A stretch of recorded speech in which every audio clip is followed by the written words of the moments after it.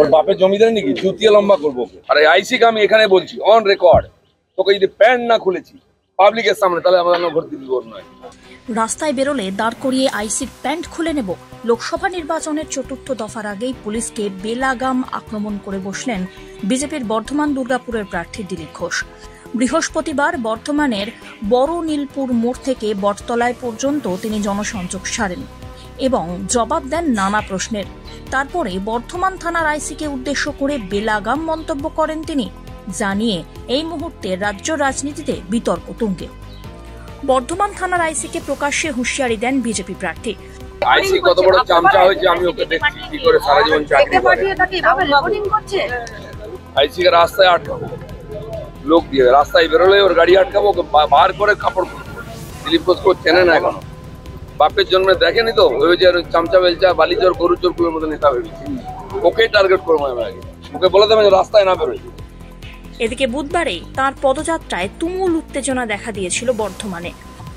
পুলিশের পক্ষ থেকে জানানো হয় এই পদযাত্রার জন্য প্রয়োজনীয় অনুমতি নেওয়া হয়নি।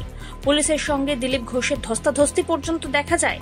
এই ঘটনার পরে বর্ধমান থানার আইসির বিরুদ্ধে চেনা মেজাজেই হুমকি দিতে দেখা গেল দিলীপ ঘোষকে। বাপের জমিদারি, তার পারমিশন নিতে হবে, লোকের বাড়িতে যাবে। আমি বাজারে বেরিয়ে দোকানদার সঙ্গে কথা বলতে পারমিশন নিতে হবে। কোন কোন কোথায় লেখা আছে? সালাটা পঞ্চায়েত লড়ে যাবে। দিলীপ ঘোষ এমপি হয়েছে, এমএলএ হয়েছে, আমাকে আইন শেখাচ্ছে। আমিও আইন শেখাতে জানি। আইসি কোথ বলছে দিলীপ ঘোষ তোর প্যান্ট খুলে নেবে, চোর রাস্তা দাঁড় করিয়ে, আর পারলে আমার কাছে বিরুদ্ধে কমপ্লেন করবি ইলেকশন কমিশনে।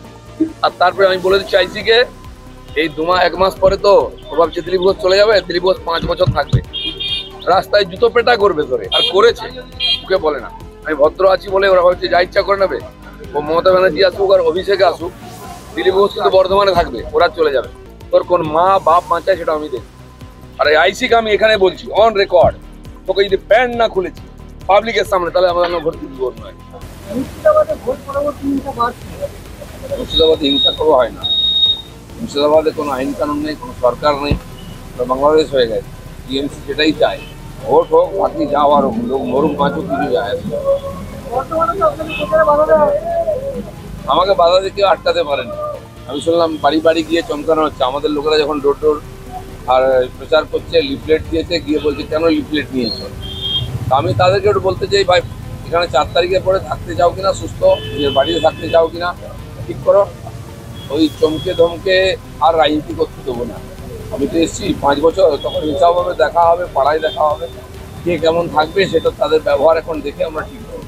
এদিকে এই মন্তব্যই এখন ছড়িয়ে পড়েছে রাজনীতির অলিন্দে। এর আগেও একাধিক নানা বেফাঁস মন্তব্য করে বিতর্ক তৈরি করেছেন দিলীপ ঘোষ। এদিন লোকসভা নির্বাচনের আবহেই ফের তাঁর আলটপকা মন্তব্যে শুরু হয়েছে জোরদার চর্চা। Bureau report, one India Bangla.